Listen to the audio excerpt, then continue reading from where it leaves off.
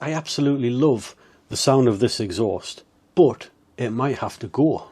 A few weeks ago I fitted this GR Moto exhaust on my NX500 and I did promise I'd come back to you with an update.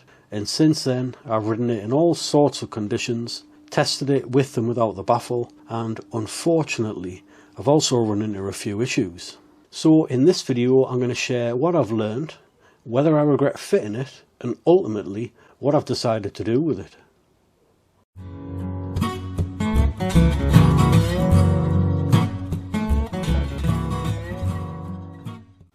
For me, it completely transforms the bike, and I think it gives the parallel twin a lot more character.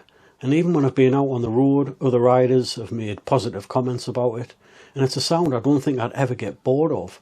So I think in terms of sound, it is a massive improvement over stock. Visually, my opinion hasn't really changed. I do think compared to stock, this system does look a little bit unfinished. This exposed link pipe still doesn't quite work for me. I think overall it gives the exhaust a cheap look, or at least cheap in comparison to what it actually costs. Maybe that would have been improved if I'd went for a metal insert on the end of the end can rather than the all black. But from a positive point of view, considering all of the road grime and the different conditions it's been through, other than needing a wash, it has held up pretty well. Everything still looks in good condition. Now the biggest problem, which is the O2 warning sensor light. Now I can get around 200 miles with the baffle in before the light comes on. If I take the baffle out, I can only get about 30 or 40 miles before the light comes on. But what's really more disappointing for me is the fact that the GR Moto website lists it more or less as a plug and play system. It doesn't mention any of these concerns or potential issues that you might have with the NX500. And clearly, I'm no expert, I'm no mechanic, so it could be down to how I've fit the exhaust on the bike, but more on this later.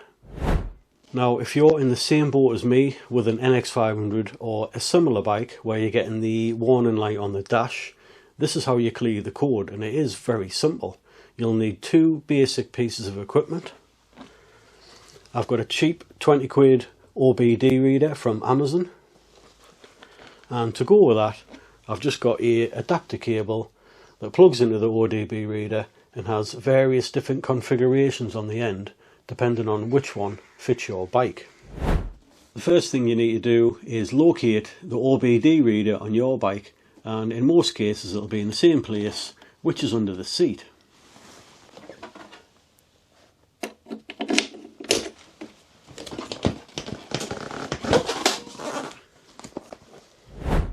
And what you're looking for is this cable here. In this case it's got a rubber sheath on it that you can just pull back down, and there's a little clip just to release the cover on the end. You compress that in, it can be a bit tricky to remove, and then that slides out. And what you need to look for is how many pins you've got on here. Now the camera's not quite picking that up, but this one is 6 pin. Clearly not all OBD readers are going to be exactly the same, but this particular one is typical what you would probably find in the market, which comes with a standard car connector. So all we've got to do is connect this into the adapter cable that we've got. In terms of the adapter cable, you've got the end that connects to the OBD reader, and this particular one has 3 different ends on. So you've got a 6-pin one, don't know if you can see inside of there. You've got a 4-pin and a 3-pin, but in this case, to match up with the street triple, we want this one, which is the 6-pin.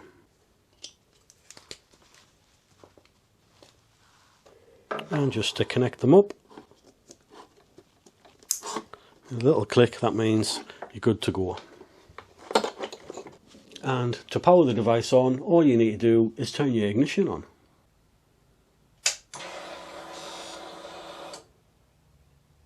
Now before going any further with the OBD reader, there is the engine warning light on the dash.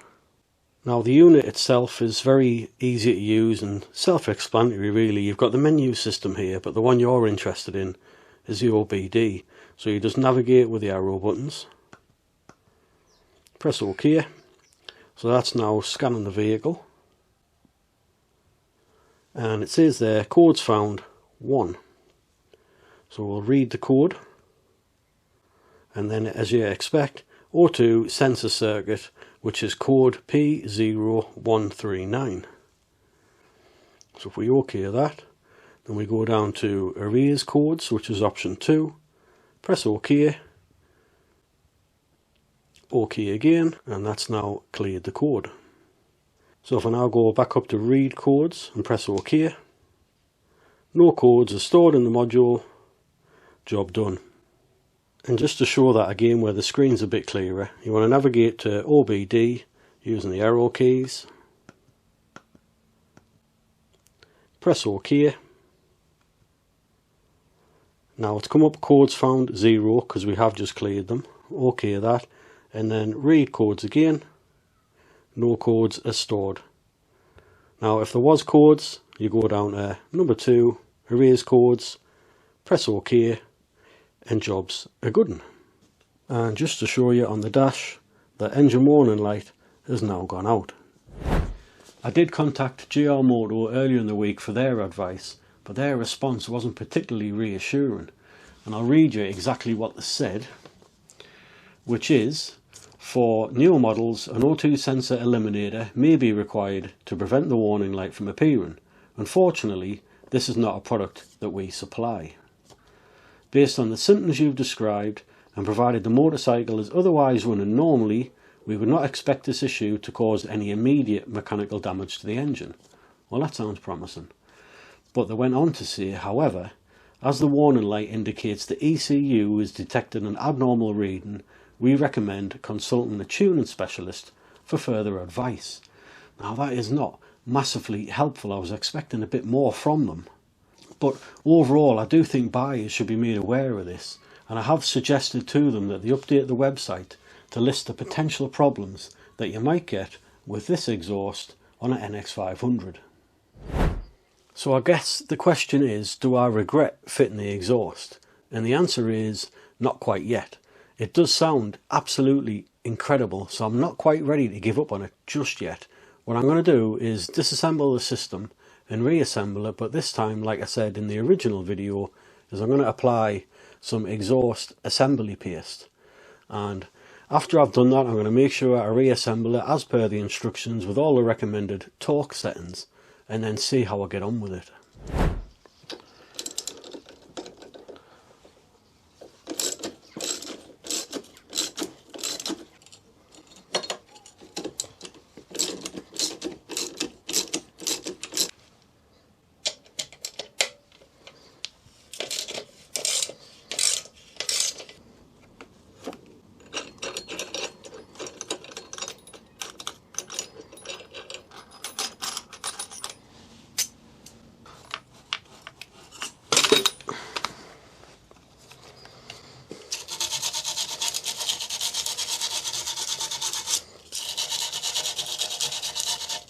Now it's time to put this liquid MOLY assembly paste on the female part, but I'm not exactly sure how this is going to come out. There's only one way to find out.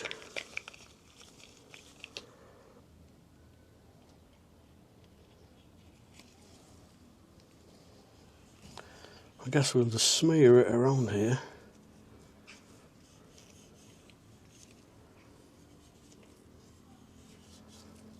And when we put the exhaust together, we can just wipe off any excess. And then what we'll do is we'll just reattach the exhaust, just nipping everything up for the time being.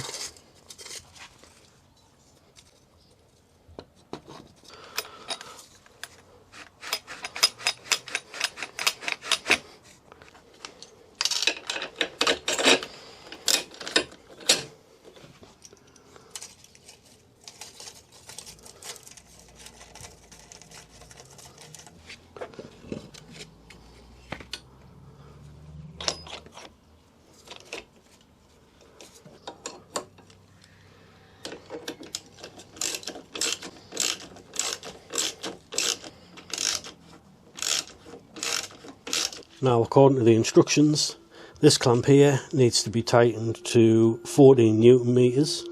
So we've set the torque wrench to exactly that.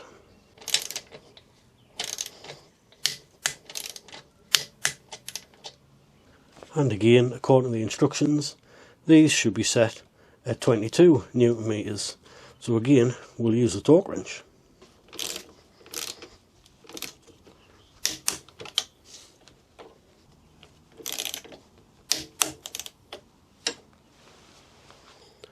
Well, that's the exhaust completely reassembled and exactly as per GR Moto's instructions. And now with the addition of the exhaust paste, hopefully that seals once it's had a chance to heat up and harden off.